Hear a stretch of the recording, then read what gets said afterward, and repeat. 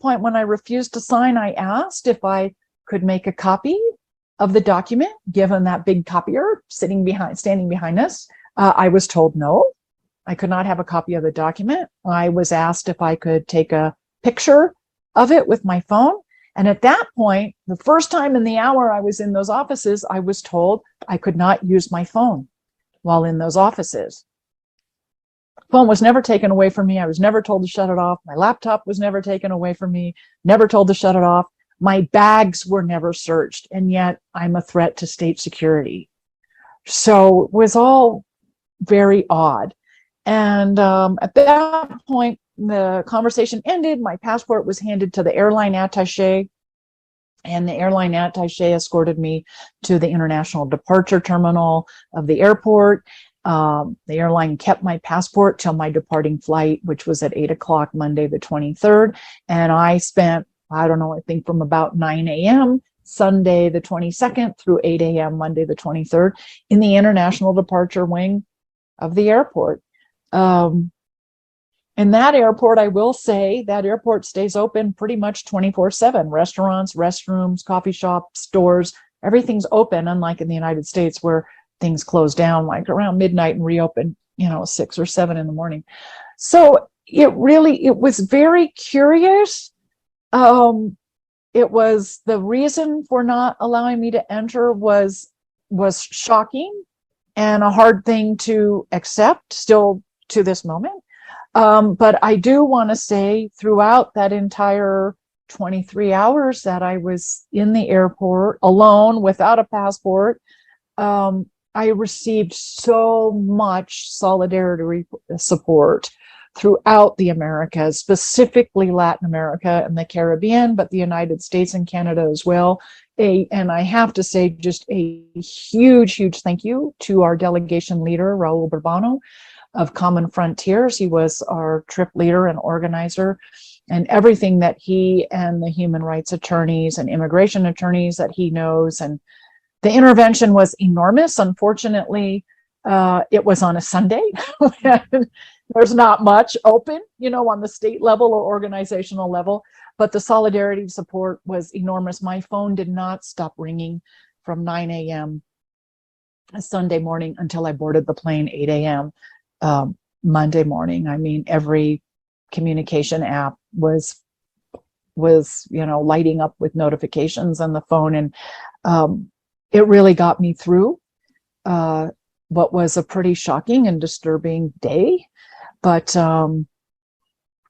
it was I can't tell you how much it meant to have so much support from individuals, friends, solidarity organizations, immigration attorneys, human rights attorneys, all journalists. The journalists in Colombia were profoundly informative and helpful. So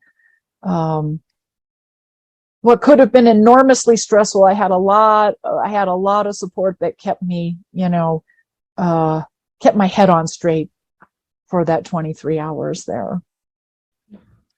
Okay, so that's okay. Sorry, that's way longer than 10 minutes. I know.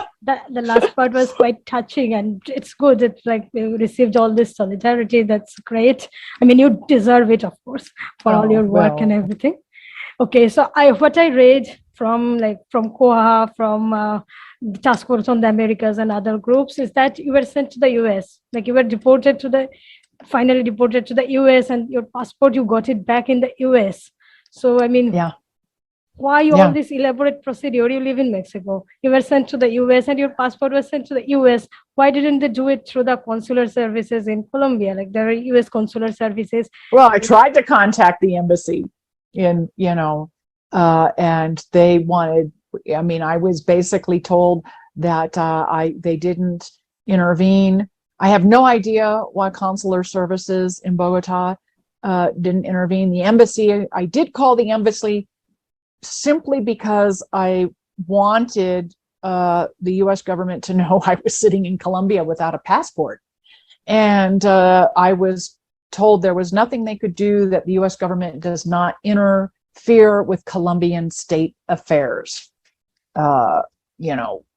which was a pretty shocking statement to hear. given how many U.S. military bases are in Colombia. So yeah, I was told that they would just take note that I was at the airport without a passport and that I could follow. They suggested that I file a report with the U.S. Embassy in Bogota via email once I was returned to the United States. And that was the extent of help I got from the U.S. government.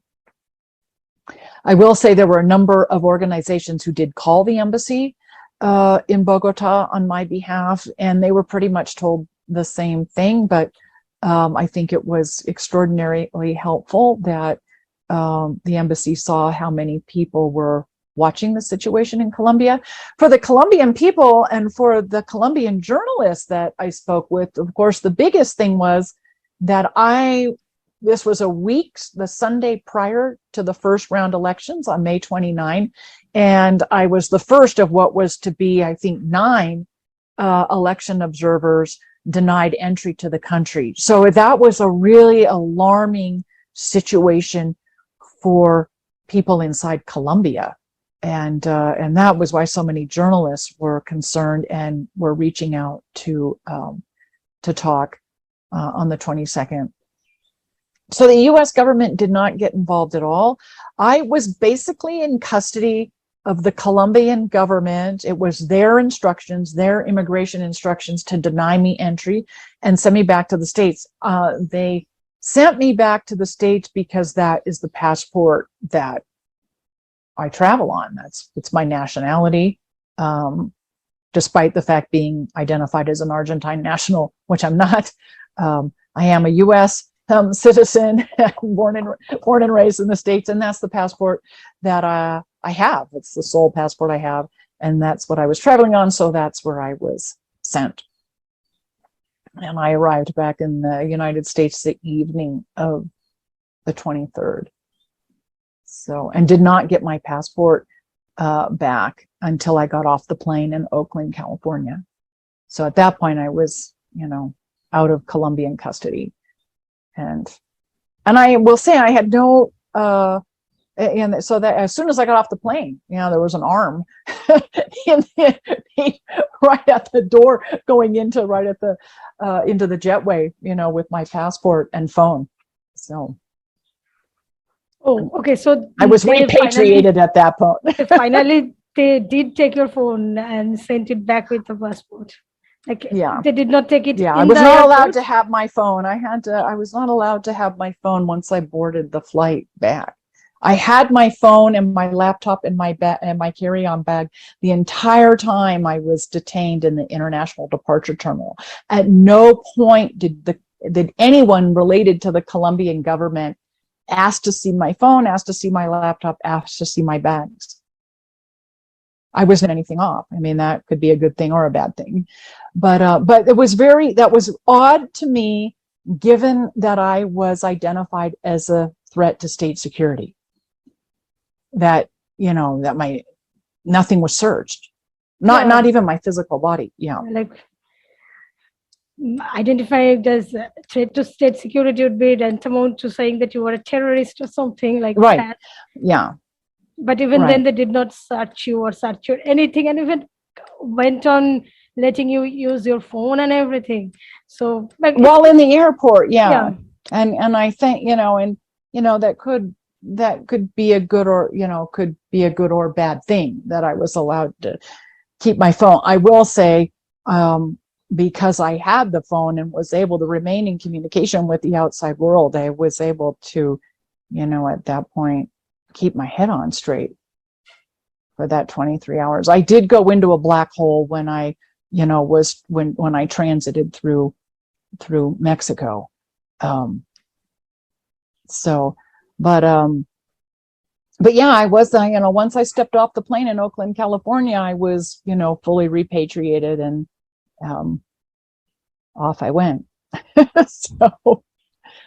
And you never got any explanation of anything from any government, either Colombian or the US? No, nothing. There have been a couple other people who were denied entry to Colombia that week prior to the first round elections, have asked, have petitioned to have the decision